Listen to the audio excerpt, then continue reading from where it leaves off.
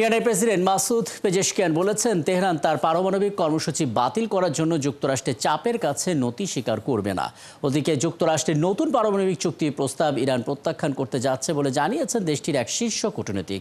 British বার্তা সংস্থা রয়টার্সকে ওই কর্মকর্তা জানিয়েছেন, ওয়াশিংটনের এই প্রস্তাব একতরফা এবং অযৌক্তিক। এতে তেহরানের স্বার্থ উপেক্ষা করা হয়েছে।